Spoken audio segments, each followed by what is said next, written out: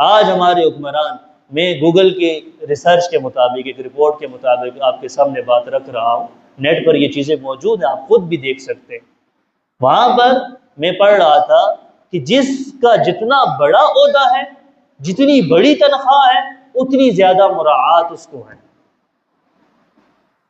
Chief justice کی جو تنخواہ ہے تقریباً 11 سے 12 لاکھ روپے اس ٹائم پاکستانی، 11 سے 12 لاکھ روپے اسے تنخواہ ہے۔ اس کے علاوہ اس کو پورے مہینے کا جتنا بھی اس کی گاڑی کا خرچہ ہے، پیٹرول اسے فری ہے۔ 10 لاکھ روپیہ لے رہا ہے، 12 لاکھ روپیہ کما رہا ہے، لیکن پورے مہینے کا پیٹرول بھی فری ہے۔ جدھر مرضی ہے جائے، جدھر مرضی ہے پھرے، بس پوری گاڑی اس کی پیٹرول سارا حکومت کے ذمہ۔ اچھا جی، پھر اسے 2000 سے 3000 تک یونٹ بجلی کے فری، 2000 سے 3000 یونٹ بجلی کے فری۔ کتنے لاکھ کما رہے ہیں؟ 12 لاکھ، اور فری کیا ہے؟ بجلی کی یونٹ دیکھ لیں کتنے زیادہ، 2000 سے 3000۔ اب اس نے 10 لاکھ کی عیاشی کرنی ہے نا، اس نے کہاں خرچے پورے کرنے ہیں۔ پھر اس کے علاوہ اس کے بچوں کی تعلیم اسے فری، جس مرضی اسکول میں پڑھائے، جس مرضی ادارے میں پڑھائے، اس بچے کی تعلیم فری اس ٹائم پہ۔ اور سب سے بڑی چیز جو علاج اس کا فری، جتنا مرضی ہے بڑا علاج کروائے، جتنے مرضی اخراجات ہیں سارے حکومت برداشت کرے۔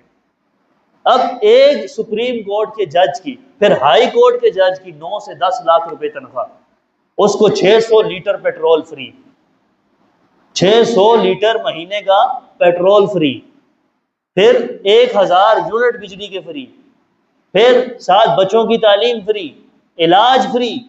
اب 10 لاکھ روپے کمانے والا بندہ اتنی عیاشیوں میں جا رہا ہے، تو اور غریب جو بیچارہ دیہاڑی لگاتا ہے، جو 1000-1500 روپے دیہاڑی لگا کر گھر آ کر گھر میں روٹی راشن پورا کرتا ہے، مہینے کے بمشکل 30,000 25,000 20,000 کماتا ہے، اس کا بل خالی 10,000 15,000، اس کے بچوں کی فیسیں 10,000۔